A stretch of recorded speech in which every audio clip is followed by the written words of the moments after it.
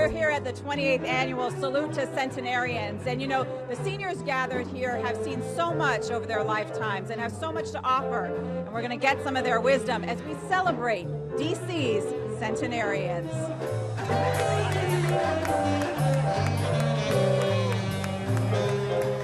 When it's darkness on the Delta, when it's a time my heart is wide. When it's darkness on the Delta, let me linger in the shelter of the night. My birthday is March the 12th, 1909. And the world was a very different place. Tell me about it.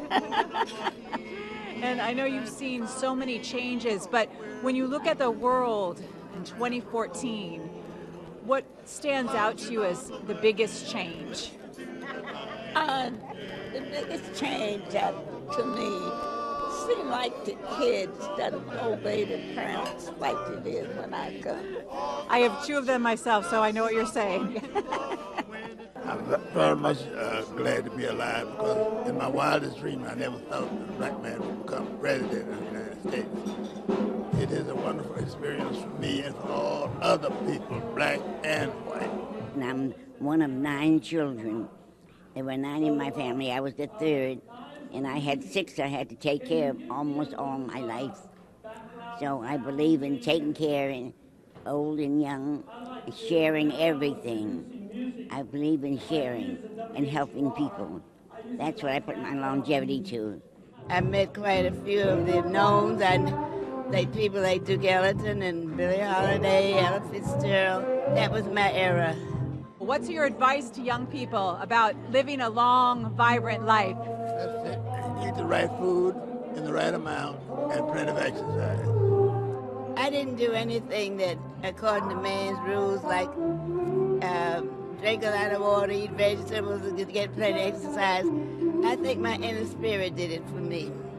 I was taught to treat people like I wanted to be treated, be fair with people. I think that's my secret. My mother said if you can't say something good about somebody, don't say nothing. Never talk about people. Then you treat them like you want to be treated. Whether they good to you, you be nice to them. Then the Lord will take care of the other. I think that's great advice. I lived on Capitol Hill, 63 years in the same house. Enjoyed. I've had a very good life and a very healthy life. I've never been sick much. I would say obey your parents. That's the Bible says that if you obey your parents and do the right thing by them, you'll have a long life. Let it shine, let it shine, let it shine.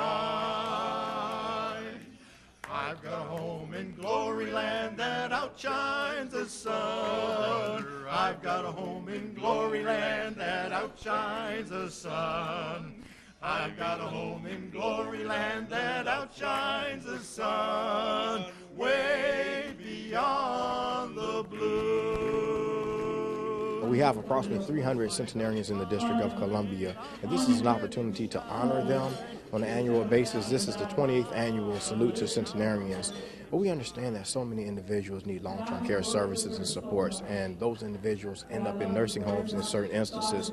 So when we can find those centenarians who are living prosperous lives, whether they're in a nursing home or living at home, we understand that we need to provide them with the necessary services. And through this event, we're just honoring their lives and thanking them for what they've done to the community. I see a lot of seniors, well, looking at their booklet, that some of them have come from the South.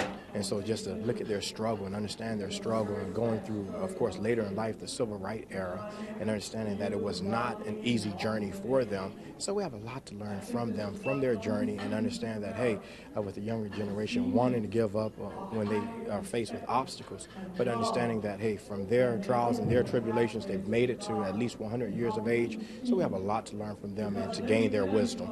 And I'm not one of those that's afraid of changes. No, we need the changes. We need to progress. I don't see any real surprises because the changes I've seen have been gradual ones. And I have been fortunate enough to be here to see the gradual changes that have been made in work relations, race relations, working for a better deal for the working class. And you don't have the strict class differences that once existed. I look around this room and I see some gorgeous, gorgeous ladies that are about 100 or 105 years old. I'm glad because I bought my iPad and my iPhone, and maybe I can get some telephone numbers before I leave. We always need a prayer. And how many are familiar with the prayer of serenity? Oh, you know the one? Yes. Well, this is my prayer for senility. God, grant me the senility to forget the people I never liked anyway, the good fortune to run into the ones I do, and the eyesight to tell the difference. Thank you very much. You too much. I want to congratulate those who are turning 100 this year and will be in the years ahead. It really is uplifting to see that people are living longer and that we are a city that respects people living longer. We are really working hard to make sure that our Office of Aging Services is fully supported.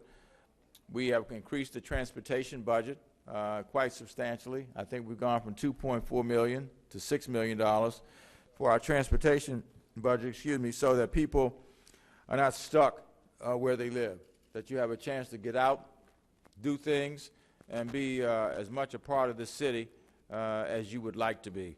We also have increased our meals budget. I think we've increased that by somewhere between $3.5 and $4 million over the last year as well. And we've served, I think it's allowed us to serve almost 800,000 meals here in the District of Columbia as a result.